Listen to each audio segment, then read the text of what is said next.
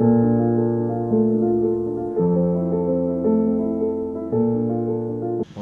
je m'appelle Hatim Zbayar, je suis actuellement étudiant à l'Université internationale de Rabat, filière International Resources Management deuxième année. Aujourd'hui, je vais vous présenter une petite vidéo concernant la digitalisation RH. C'est quoi la digitalisation RH? Quel est l'impact de la digitalisation RH sur les entreprises? Comment la digitalisation RH impacte la relation entre les collaborateurs et la direction et entre les collaborateurs eux-mêmes? C'est quoi le rôle de professionnels RH concernant la transition de la digitalisation RH? Et enfin, quelle est la situation actuelle de la digitalisation RH dans les entreprises marocaines? Bonsoir, je m'appelle Yassine Bougrini, actuellement étudiant en deuxième année Master Ressources Humaines ici à l'UR. Aujourd'hui, je vais vous présenter le Big Data en général et plus spécifiquement son impact sur les ressources humaines. Bonsoir, je suis Amar Taoui, j'ai 22 ans. Je suis en Master 2 à l'Université internationale de Rabat, option ressources humaines. Lors de ce débat, je vais vous parler sur la définition de l'intelligence artificielle, sur son historique, son avantage et aussi ses inconvénients. Bonsoir, maintenant on va entamer un débat concernant la digitalisation RH. C'est quoi la digitalisation RH? Les composants de la digitalisation RH. On va entamer même une discussion concernant l'intelligence artificielle qui va être présentée par notre collègue Omar Taoui.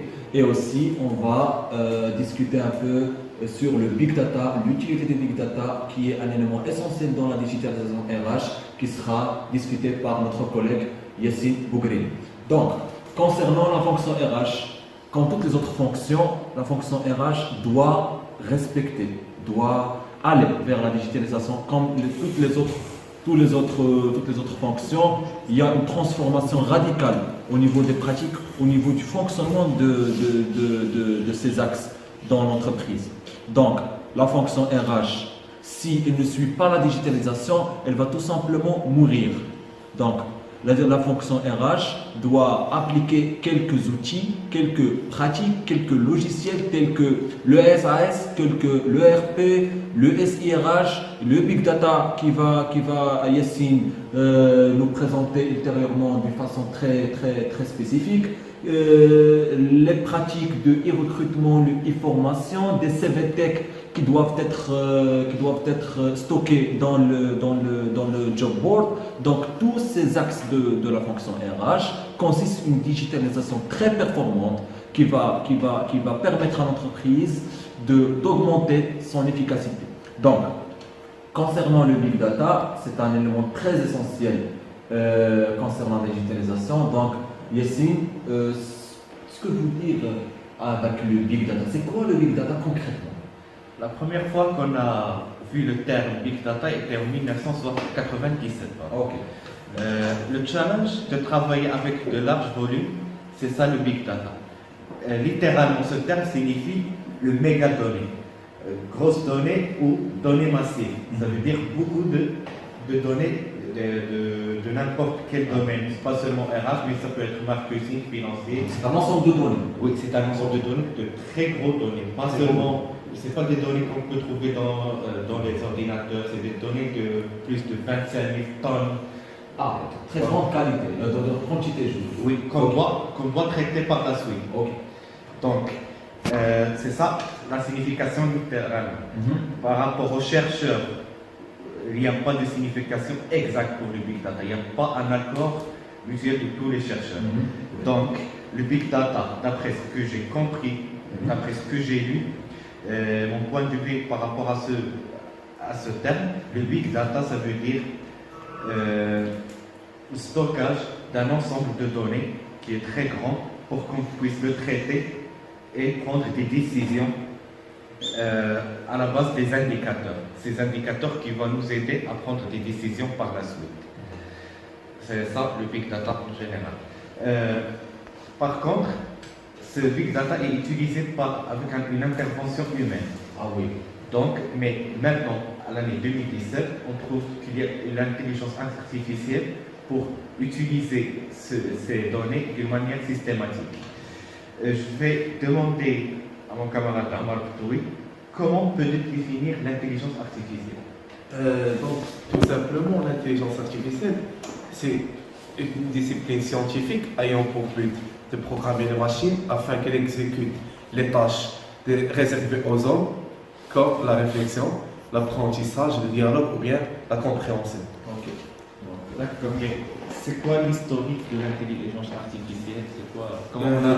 Donc, l'historique de l'intelligence artificielle, la science de l'intelligence artificielle, elle est apparue en 1940 et 1950 à travers des scientifiques dans plusieurs domaines, à savoir les maths, la psychologie, l'ingénierie, l'économie et les sciences.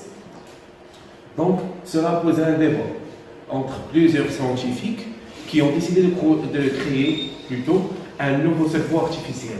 C'est exactement en 1950 que le terme intelligence artificielle a été évoqué pour la première fois par le chercheur Alan Turing. Donc c'est monsieur Alan Turing, le fondateur de l'intelligence artificielle. Les recherches sur l'intelligence artificielle ont vraiment commencé après une conférence. Donc à travers la publication de l'article de monsieur Alan Turing sur la conscience humaine, qui a été tenu dans le campus de l'université de Dartmouth College aux USA pendant 1956. Ça a été exactement dans l'été de 1956. C'est très tôt. Donc, oui. 1956, c'est très tôt. Donc l'intelligence artificielle elle relève de 1956 à peu près. Ok. Donc suite à cette conférence, plusieurs participants se sont investis pour développer l'intelligence et les recherches sur l'intelligence artificielle. Donc en 1973, suite à plusieurs critiques de certains scientifiques, comme James Lighthill, c'est un théoricien aussi un scientifique très reconnu dans le domaine de la recherche sur l'intelligence artificielle. Il a plutôt critiqué l'intelligence artificielle, en plus des pressions parlementaires qui ont poussé l'Amérique et l'Angleterre à ne plus financer plutôt les recherches sur l'intelligence artificielle. Donc, en 1970, certains problèmes qui étaient liés à l'algorithme sont pensés impossibles. Cela veut dire qu'on n'a pas réussi à trouver une solution pour les problèmes qui ont été cités en 1970. Donc, l'algorithme a pu progresser et cela a pu permettre de les résoudre. Donc, malgré tous ces problèmes, l'IA ne cesse de progresser. Néanmoins, aucune machine dotée d'une IA forte n'a été encore créée jusqu'à maintenant. Ouais. Donc, je voudrais juste savoir par rapport à la digitalisation Oui, RH. monsieur Omar, oui, monsieur Omar. C'est quoi l'impact de la digitalisation sur la relation entre la direction et le collaborateur? Donc, en quoi la digitalisation, elle va améliorer la relation entre le collaborateur et entre la direction? Donc, en matière de relation entre les deux, c'est à double tranchant. La digitalisation peut permettre à l'entreprise à être plus performante et à améliorer la relation entre la direction et les collaborateurs, et même entre les collaborateurs eux-mêmes. Mais en contrepartie, la digitalisation peut détruire l'entreprise. En matière encore, par exemple, je peux vous dire, en matière de résistance au changement. Par exemple, si les collaborateurs vont sentir que la direction générale impose la digitalisation sur leur travail, sur leur quotidien, alors automatiquement ils vont résister. Donc la direction, elle va impliquer la digitalisation pour elle, pour par exemple atteindre un chiffre d'affaires de tel chiffre, réduire le taux de turnover, réduire le taux de démission, les conflits pour ne pas avoir des problèmes avec les syndicats, etc. Mais le collaborateur dans cette équation, il est où? Pour lui, le collaborateur, moi en tant que collaborateur, si je sens que je ne suis pas dans l'intérêt de la direction générale, ou bien la direction générale n'a pas d'intérêt de mon bien-être. Pour moi, si la digitalisation RH, en tant que collaborateur, je dis, ne va pas servir mes objectifs personnels et professionnels, mon projet professionnel, ne va pas servir mon quotidien au sein de l'entreprise, je vais automatiquement résister à ce changement. Donc, le rôle principal des professionnels RH de la direction des ressources humaines, c'est savoir comment implanter amicalement avec les collaborateurs un nouveau système. C'est-à-dire, en fin de compte, c'est quoi implanter un système d'information via la digitalisation? C'est faire sortir les collaborateurs de leur zone de confort. Automatiquement, si le collaborateur veut sortir de la zone de confort. Il faut pour lui une zone de confort plus, je peux dire, plus confortable. Pour lui, s'il sent que la digitalisation, c'est pas utile pour lui, c'est tout à fait normal de rester dans sa zone de confort et ça n'a rien à voir avec une autre situation qui est une situation risquée pour lui. Donc, concernant le thème de Yacine, de Big Data, qui est un élément essentiel dans la digitalisation, mais à quoi ça sert vraiment le Big Data en ressources humaines? Merci pour cette question. Oui. Comme on le sait tous, il y a plusieurs volets en ressources humaines. Il y a le volet recrutement, formation, climat social, tout ce qui est administration RH. Oui. Et chaque volet, on peut avoir plusieurs informations qu'on ne peut pas traiter d'une manière fluide. Donc, on va recevoir des informations qui vont être énormes, de grandes quantités. Donc, on doit les traiter d'une manière spécifique. Par exemple, le recrutement. Imagine combien de CV qu'une entreprise peut recevoir durant une année. Des milliers de CV. Des milliers parfois. Le volume de CV sont très grands par rapport aux vidéos. Il y a des CV vidéo. La taille de l'image. Oui, il y a beaucoup d'aspects qui jouent dans la taille du CV. Une fois on reçoit plusieurs CV, on doit les traiter. Il y a le traitement par domaine, par exemple. On reçoit les CV pour le service informatique, service financier, service marketing, service RH et plusieurs services.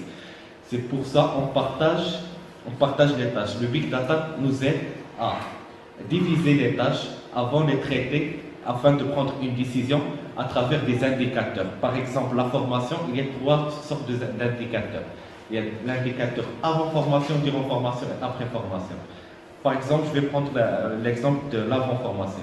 On doit d'abord avoir des données sur les besoins de l'entreprise. On va faire sous forme de questionnaires, des entretiens, des focus group qu'on peut concevoir, une ingénierie de formation pour savoir les besoins de l'entreprise ainsi les besoins des collaborateurs. Les besoins des collaborateurs, il en a plusieurs, et le Big Data va nous aider à éliminer et avoir juste l'essentiel, les besoins de formation qui est commun entre les collaborateurs. C'est pour cela que le Big Data est très important pour tout ce qui est ressources humaines. Sans oublier le climat social. Le climat social, il y a plusieurs données. Il y a des conflits sans réclamation, il y a des conflits avec réclamation, il y a le taux de turnover, le taux de démission, il y a des accidents de travail, tout ça sont des informations par rapport au climat social. Il y a l'administration RH, il y a l'absentéisme, juste par rapport à la rémunération, toutes ces données, on doit les stocker. Donc, on va avoir un grand nombre de data, c'est pour ça qu'on l'appelle le Big Data, qui est en relation avec les ressources humaines. C'est pour cela que le Big Data est devenu primordial pour les ressources humaines. On ne peut pas travailler les ressources humaines sans le Big Data. Donc c'est ça ce qui va nous amener à un autre volet, c'est-à-dire l'impact de cette digitalisation qui contient le Big Data sur les RH. C'est-à-dire que, on va dire que la digitalisation RH va utiliser le Big Data en éliminant les supports papier, en éliminant tout ce qui est traditionnel et en adoptant en même temps des outils collaboratifs tels que le Big Data, etc. Donc pour le Big Data pour moi, le Big Data va énormément faciliter la transaction des informations entre les collaborateurs et la direction. C'est-à-dire la direction va descendre l'information vers les collaborateurs et au contraire l'information va remonter vers les managers, vers la N+1, vers la direction. En plus de ça, le collaborateur qui gère ce Big Data, il ne va plus exister dans les années à venir. Parce qu'on va utiliser l'intelligence artificielle. C'est pour cela que je veux demander à Omar, c'est quoi les avantages de l'intelligence artificielle? Tout d'abord, je te remercie pour cette question qui est très pertinente parce que normalement, le premier but ou bien la priorité des entreprises, c'est d'avoir un gain ou bien d'être rentable. Donc, l'employeur ou bien le propriétaire d'une entreprise, prioritaire plutôt, d'une entreprise, il va se focaliser sur les avantages et non pas sur peut-être la définition ou bien la mise en place d'une intelligence artificielle. Donc, parmi les avantages, on compte des avantages en nombre de 4. Donc, l'intelligence artificielle, elle peut forcément aider les managers à une meilleure utilisation des ressources humaines. Cela veut dire que les employés qui deviennent de moins en moins productifs face à des routines, avec des autonomes dotés d'une IA, on ferait des travaux, puis adaptés aux compétences des employés. Ça veut dire qu'on va essayer d'éliminer les tâches routinières, on va les faire à travers l'intelligence artificielle, et on va laisser seulement les tâches qui sont en adéquation avec les compétences des salariés. Par exemple, toi, en tant que chargé de formation, tu vas te focaliser plus spécifiquement sur la conception d'un plan de formation. Par exemple, les collectes de données vont être faites par une IA. Donc, on va éliminer les tâches routinières et par la suite se focaliser sur les tâches les plus pertinentes. Le deuxième avantage de l'intelligence artificielle, c'est la réduction des employés. Donc, quand on va utiliser l'intelligence artificielle, on va réduire les employés. Notamment, on va plutôt essayer de réduire les employés qui ne font que des tâches routinières. Donc, en ce qui concerne les tâches routinières, par exemple, si on a plusieurs techniciens qui sont en nombre, par exemple, de 10 et qui effectuent la même tâche, par exemple, la maintenance d'une machine, on va licencier les 10 employés ou bien les 10 techniciens pour mettre en œuvre une machine qui va faire la tâche à leur place. C'est une tâche routinière qui ne nécessite pas une très grande réflexion. C'est pas un volet négatif de la digitalisation RH de faire licencier des collaborateurs pour adhérer à une intelligence artificielle. Pour vous, est-ce que vous ne considérez pas que c'est un volet négatif, non? Oui, effectivement, comme vous le savez tous, l'IA a des avantages et aussi des inconvénients. C'est ça, les Quand on inconvénients. va finir de développer les avantages, on va passer aux inconvénients. Donc, il nous reste pas mal d'avantages. On a aussi la réduction du coût de personnel. Donc, quand on va remplacer les employés par la machine, on va réduire la masse salariale. Oui. Donc, par exemple, si on fait travailler 10 personnes qui touchent à peu près 1 000 euros par personne, ça va vous faire 10 000 euros. Donc, si on met en place une IA, ça va réduire les charges de la masse salariale et par conséquent, l'entreprise va empocher ces 10 000 euros. Donc, on passe au dernier et final avantage de l'IA, donc l'apprentissage. Donc, l'intelligence artificielle est capable d'apprendre automatiquement et donc progresser rapidement. Elle pourra donc faire le travail des personnes et avoir un contact avec les clients. D'accord, mais comme chaque innovation, il y a des avantages, mais ainsi des inconvénients. J'aimerais bien savoir, c'est quoi les inconvénients de l'intelligence artificielle, surtout qu'on connaît qu'il y a les licenciements, qu'on peut considérer abusifs. Donc, il y a certainement d'autres inconvénients. Et comment gérer le licenciement des collaborateurs, comment les aider à trouver un autre emploi. Oui, donc normalement, les limites ou bien les inconvénients de l'intelligence artificielle sont nombreux. Donc, on note notamment que l'homme, il est capable d'avoir des sentiments et de ressentir des choses. Cela est très compliqué à reproduire. On ne pourra jamais créer une machine qui aura des sentiments tels que les sentiments que l'homme sent et ressent, l'être humain en général. Oui. Donc les sentiments sont dus à la nature et non à la programmation. Ensuite, ils ne sont pas, exemple, les plus simples, mais ce sont les plus sains. Donc prenons le cas d'un licenciement d'un employé. Dans le cas où c'est la machine qui s'occupe du licenciement de l'employé, il ne va pas prendre en compte plusieurs critères ou bien caractéristiques. Donc, dans le cas d'un licenciement d'un salarié, la machine ou bien l'IA ne va pas prendre en compte plusieurs critères. Par exemple, si c'est un responsable des ressources humaines qui va licencier le salarié, il ne va pas le licencier, mais il va pas le licencier principalement parce que le rôle des RH, c'est former les gens, c'est aussi développer leurs compétences et aussi leur permettre des environnements de travail plus adaptés à leurs besoins. Donc l'IA, elle va négliger plusieurs critères, par exemple comment les gens ressentent après être licenciés. Donc elle va agir directement et licencier le collaborateur sans prendre en compte plusieurs facteurs. Donc le troisième inconvénient de l'intelligence artificielle, c'est que pour mettre en place une intelligence artificielle, cela peut être très coûteux. Par exemple, si on emploie 10 salariés à une rémunération qui est équivalente à 1 500 euros par salarié, cela va nous donner un chiffre total de 15 000 euros. Donc, par exemple, si on veut mettre une intelligence artificielle, on va la mettre en place avec à peu près 500 millions d'euros. Donc, ça revient très très coûteux. Donc si l'entreprise fait la comparaison entre le coût des salariés et le coût d'implantation de cette... Il vaut mieux de recruter des salariés que mettre en place une IA.